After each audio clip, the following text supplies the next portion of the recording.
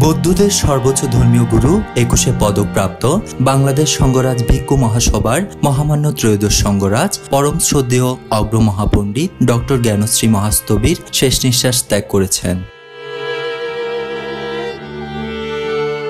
আজ ১৩ই নভেম্বর ২০২৫ খ্রিস্টাব্দ বিকাল ৪টা ৪০ এভার কেয়ার হাসপাতালে মহাপ্রয়াণ করেন এই মহাপুরুষ। জানা যায় মহামান্য ত্রয়োদশ সংঘরাজ ২১শে পদক এবং বিভিন্ন দেশে এবং বিদেশের নানান পদকে ভূষিত হয়েছেন। তার মৃত্যুতে শোকের ছায়া নেমে এসেছে সমগ্র বাংলাদেশি এবং বাইরের বৌদ্ধ ধর্মাবলম্বীদের মাঝে। আকাশ বড়ুয়া, চাটগা টিভি।